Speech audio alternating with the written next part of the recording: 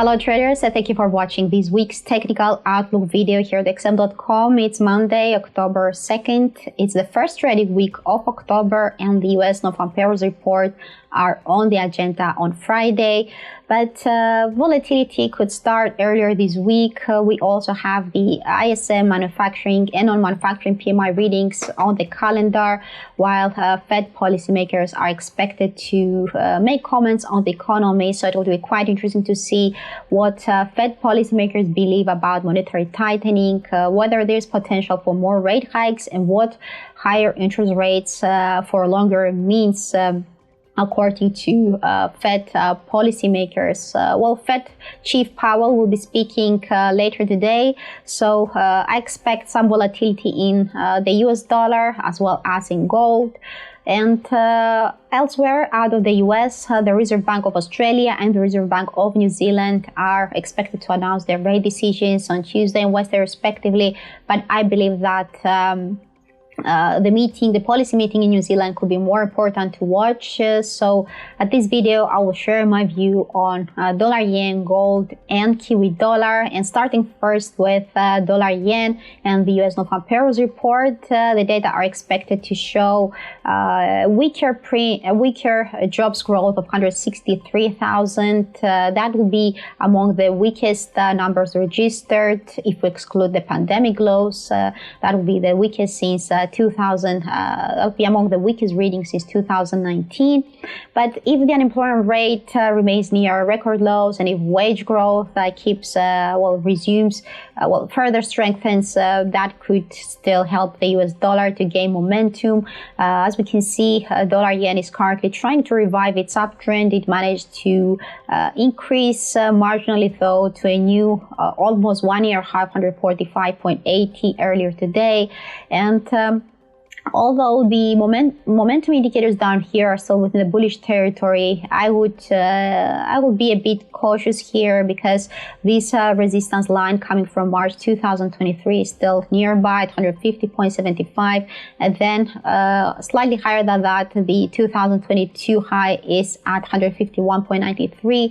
So I would like to see a decisive close above that territory in order to target the upper band of this bullish channel, currently seen around 154.40. Now, if the price turns to the downside, the lower band of this bullish channel could still support the market around 149. The 20-day simple moving average could also protect the market from additional declines at 148. But if that area fails to hold, the sell-off could strengthen towards the 50-day moving average, currently near a former support region of 145.85.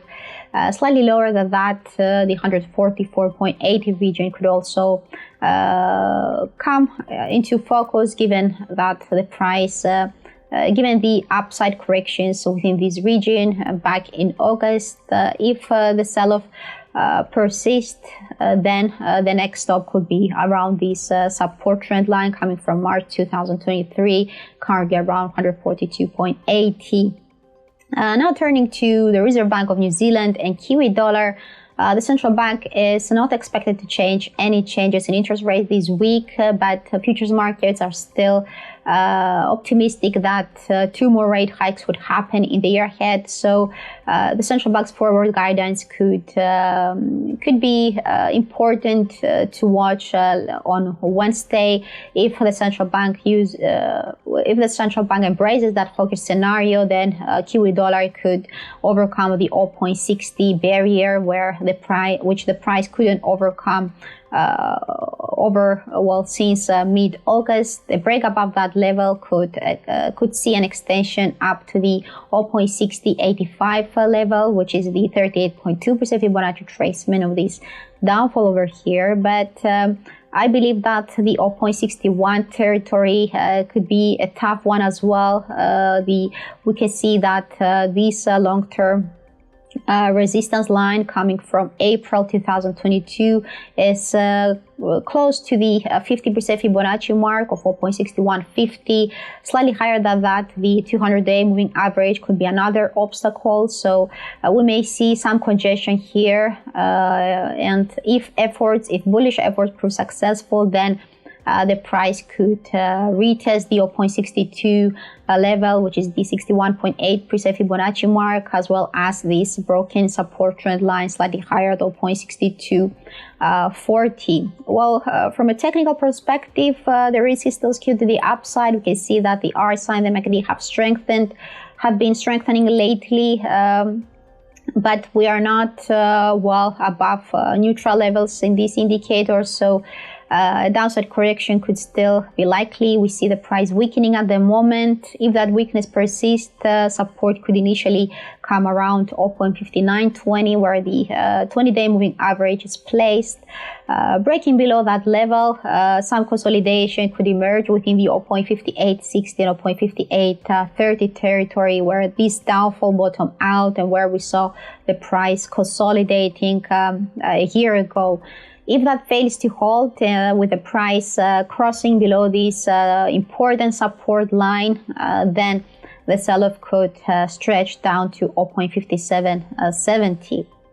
And finally, looking at what's happening in gold, well, the precious metal has suffered a significant decline lately. It marked a new low around 1830, and I believe that there's more room to go for this downfall over here. We don't have a major support area nearby until the 1800 level psychological mark, and the technical indicators over here are all pointing downwards, so the risk is still on the downside. And if the price moves below the 1800 psychological mark, we may see another downfall towards this the lower band of these bearish channels in around 1773.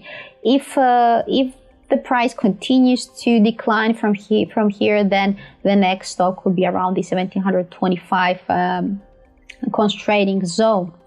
Now, it's also important to know that the RSI and the stochastic indicators are already in the oversold territory, so we can exclude an upside reversal.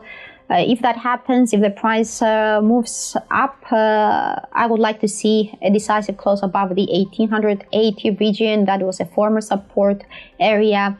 Then above that, the upper band of this bearish channel could delay any improvement, along with the 20 and 50-day moving averages. So what I would really like to see is a sustainable rally above the 200-day moving average and this tentative resistance line, where the 50% Fibonacci mark of 1940 is also placed. A break higher than that could improve market sentiment, probably confirming additional gains up to the 38.2% Fibonacci of 1974. So that's all for this week's key markets that might face volatility later this week. Hope you enjoyed my analysis, and I'll be back next Monday. See you again. Bye bye.